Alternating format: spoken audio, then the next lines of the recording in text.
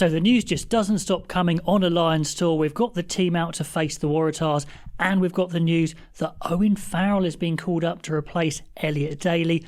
I'll talk about that after the reaction to the team. Now, yesterday I wanted to get my prediction out for the Waratahs game because I think it's got big implications to the Test team, because I thought that the Brumbies might be a bit of a dry run for the Test team. Not completely, but certainly quite a lot. And this has been very revealing, I think, in the selection.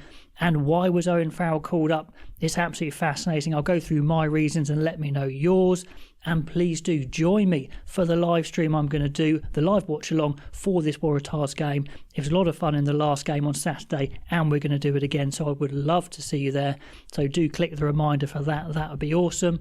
Let's get stuck into this team. Now, some of it was as expected. Cowan-Dickie starts at 2. I predicted that. Sheehan backing up, the same. Schoeman starting. Loosehead, that's what I said. Gench backing him up, that's what I said. And the same with the tight heads, with Beelum starting. And I think if you start in this game, you've got slightly less chance of starting in the Test matches, but I think there's some exceptions there as well. Now, in the second rows, I predicted that Ryan and Cummings would partner up because I don't think they're featuring in the Test matches, and they are both in the 23, but actually it's Byrne who's starting along with Ryan. Byrne is the captain. I think Byrne still definitely has a chance of featuring in the 23, but doesn't look like he's going to be starting in the Brumbies game, although some of these players could back up, of course, because if they're going to be in the Test team, they could get a week and a half off till the first Test anyway. And I think that final game against the Invitational side will be the rest and the final decisions to make, and they'll try and give their Test team a full week and a half rest and build up to that game. In the back row, I thought it might be Tom Curry at 7, Pollock at 8, and also I thought that Chesham might get a run at 6, but it doesn't look like they're going to have a look at that. They've actually gone for Pollock at 6, Van der Fleer at 7. Now, because of the mix of the back row squad they picked, they're going to have to play players out of position, if you like, and this definitely looks like one. It's another 3 7s in the back row. It's going to be very quick. It's going to be very exciting. Van der Fleer is getting a start because I think Morgan just pushed ahead of him from that amazing last game. So it's a good fight between Van der Fleer and Morgan. Morgan's on the bench, but could be only used in an emergency. They might drop Byrne into the back row, and we might not see many minutes from Morgan if he's going to start again in a Test-looking back row against the Brumbies. I thought Tom Curry might feature in this game because I thought he had a couple of poor games by his standards, and he might not feature in the Brumbies, but it looks like he's still in contention for that 6 shirt. The guy's not starting. Curry, Conan, Morgan. Could that be the thinking of the Test back row? Now, scrum half-wise, I thought that White might just come straight in and get a start, but it's another start for Mitchell with White on the bench.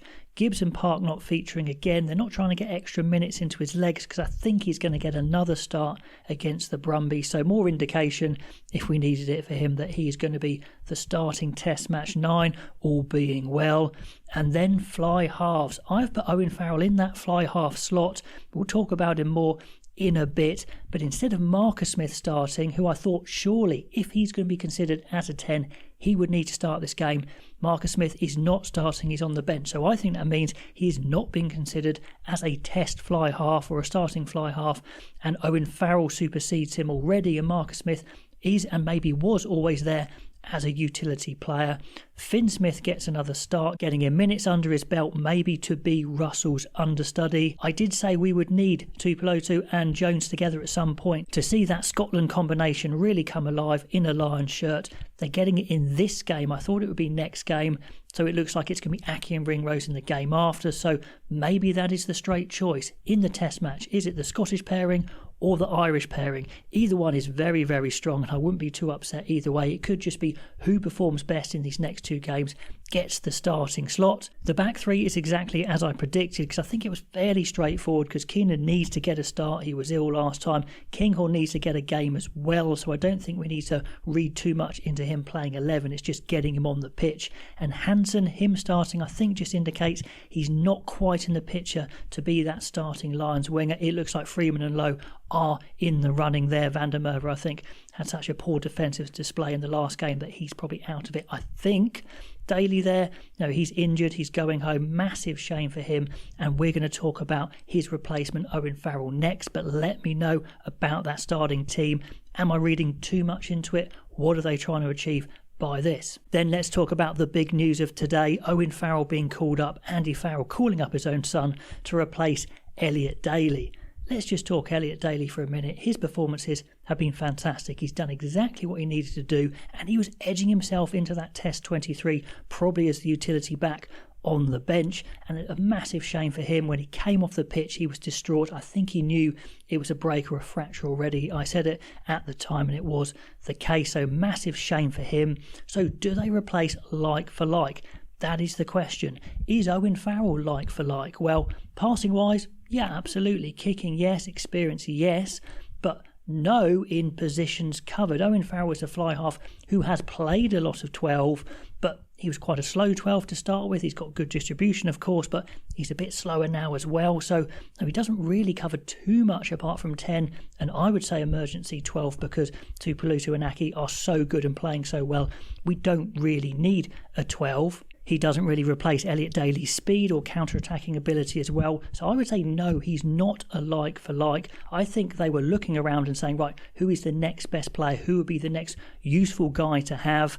I mean, there are other concerns as well with Owen Farrell, like he hasn't played much rugby recently, hasn't got much form, just come back from injury, been out of the international scene, but that crazy experience, I actually would say he would slot in fairly quickly and wouldn't really miss too much of a beat anyway. Who were the alternatives? Well, Tom Jordan seems the obvious one, covers so many positions, 10, centre, back three. He would make a lot of sense if you need to cover lots of positions and have a like-for-like replacement for Elliot Daly. Blair Murray close as well if you want to get another 15. But maybe at this point they're thinking we don't need 15s anymore now that Keenan and Kinghorn are coming online. But still, if you want that versatility, Tom Jordan would be the man.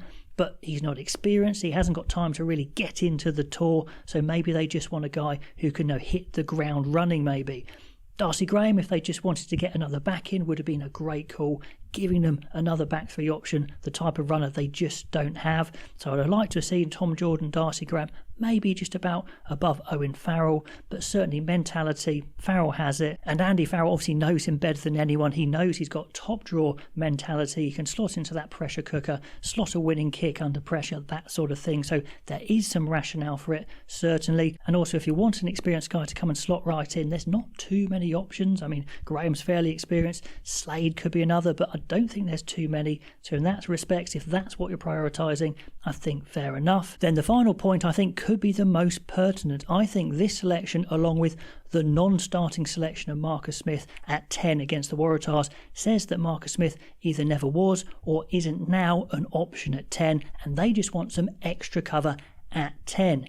Russell, Finn Smith, they look to be the 1-2 for now, but if one of them gets injured, it looks like Andy Farrell doesn't really want to slot Marcus Smith in. He would prefer to have Owen Farrell either on the bench or starting in a test match, and you can kind of see that if they're not thinking of Marcus Smith as a 10 anyway, plus an experienced guy who could slot in if Finn Russell gets injured. But he doesn't play the same way as any of those guys really. Indeed, in the past, Owen Farrell's been a bit more synonymous with tactical play, maybe more measured play, a bit like the Lions have done in the past, but not like they're playing now. So I'm not quite sure. My overall opinion is I probably would have preferred to see Tom Jordan come in or Darcy Graham come in, but I do see some break glass in case of emergency, reasons for him being there. So let me know what you think. It's certainly very interesting. Pop all those comments down below. Do like, do subscribe if you haven't already. I've got so much content coming up. Also, of course, that live stream for the Waratahs game. Love to see you there, and I'll catch you next time.